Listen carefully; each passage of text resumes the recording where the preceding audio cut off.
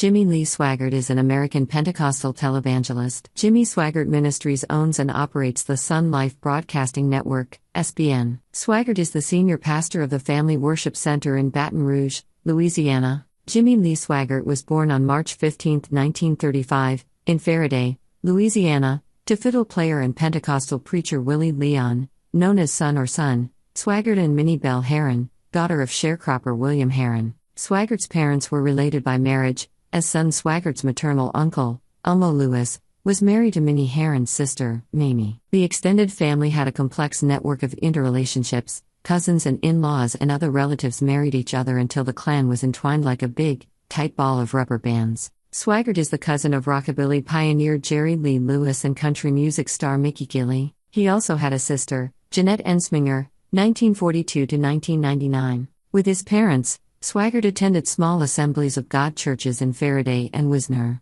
In 1952, aged 17, Swaggart married 15-year-old Frances Anderson, whom he met in church in Wisner, Louisiana while he was playing music with his father, who pastored the Assembly of God church there. They have a son named Donnie. Swaggart worked several part-time odd jobs to support his young family and also began singing Southern gospel music at various churches. According to his autobiography To Cross a River, Swaggart, along with his wife and son, lived in poverty during the 1950s as he preached throughout rural Louisiana, struggling to survive on an income of $30 a week, equivalent to $310 in 2022. Being too poor to own a home, the Swaggarts lived in church basements, homes of pastors, and small motels. Sun Records producer Sam Phillips wanted to start a gospel line of music for the label, perhaps to remain in competition with RCA Victor and Columbia, who also had gospel lines at the time, and wanted Swaggart for Sun as the first gospel artist for the label. Swaggart's cousin, Jerry Lee Lewis,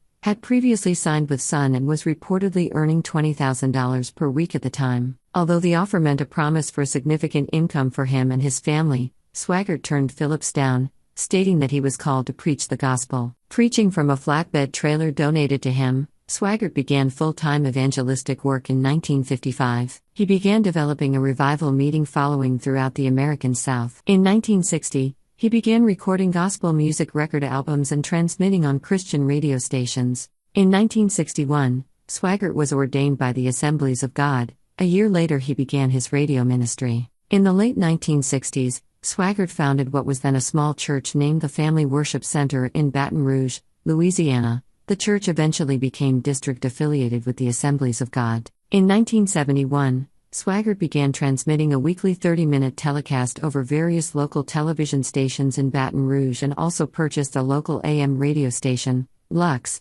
now WPFC. The station broadcast Christian feature stories, preaching and teaching to various fundamentalist and Pentecostal denominations and playing black gospel, Southern gospel, and inspirational music. Swaggart sold many of his radio stations gradually throughout the 1980s and early 1990s. By 1975, the television ministry had expanded to more stations around the United States, and he began to use television as his primary preaching forum. In 1978, the weekly telecast was increased to an hour. In 1980, Swaggart began a daily weekday telecast featuring Bible study and music, and the weekend, hour-long telecast included a service from either Family Worship Center, Swaggart's church, or an on-location crusade in a major city. In the early 1980s, the broadcasts expanded to major cities nationwide. By 1983, more than 250 television stations broadcast the telecast. Throughout the 1980s, Jimmy Swaggart Ministries was one of many American evangelical leaders who promoted the South African-backed Mozambican National Resistance,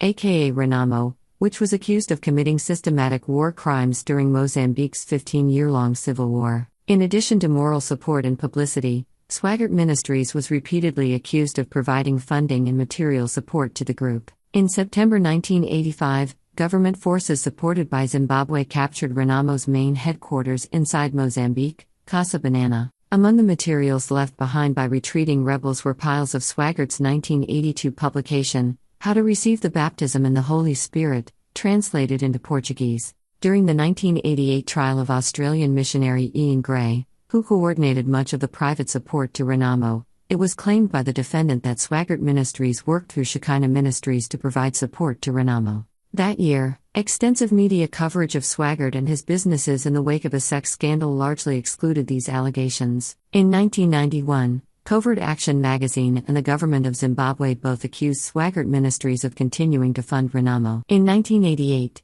Swaggart was accused of patronizing a prostitute. He was suspended and ultimately defrocked by the Assemblies of God. 3 years later, Swaggart was implicated in another scandal involving prostitution. As a result, Swaggart's ministry became non-affiliated, non-denominational, and significantly smaller than it was in the ministry's pre-scandal years. Swaggart's sex scandals received national media attention. Swaggart's first prostitution scandal occurred in retaliation for an incident in 1986 when he accused fellow Assemblies of God minister Marvin Gorman of having several affairs. Gorman was defrocked from the Assemblies of God, and his ministry was all but ended. Gorman filed a successful lawsuit against Swaggart for defamation and conspiracy to ruin his reputation. He was awarded damages amounting to $10 million in 1991. Following an appeal, the parties settled the matter for $1.75 million.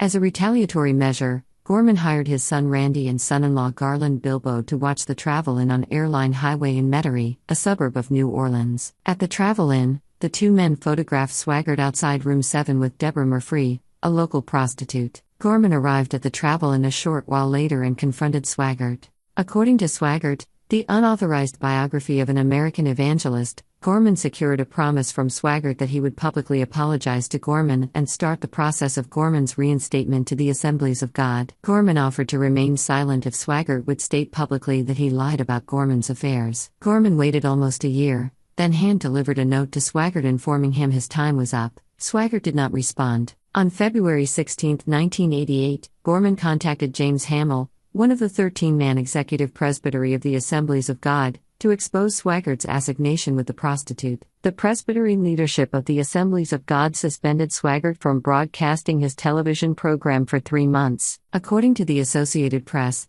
Murphy failed a polygraph test administered by a New York City Police Department polygraph expert. The test administrator concluded that Murphy had failed to tell the truth on all key questions concerning her statement. The test was administered after Murphy offered to sell the story to the National Enquirer for $100,000. Murphy failed questions about whether she was paid or promised money to set up Swaggart, and whether she made up the story to make money from it. In place of Murphy's interview, Enquirer editor Levy published an accounting of Swaggart's family where they allegedly expressed their fears over Swaggart's health. Murphy, who blamed her failed polygraph on cocaine used the day before the test was given, went on to have her interview published by Penthouse magazine. "Well, I am so very saddened by the death of my cousin Mickey Gilly. He and Jimmy Swaggart are like brothers to me. We are asking for prayers for his wife, Cindy, and his entire family. I'm sad and praying. I loved him very much." Well guys, what are your thoughts? Do tell us. Thanks for watching.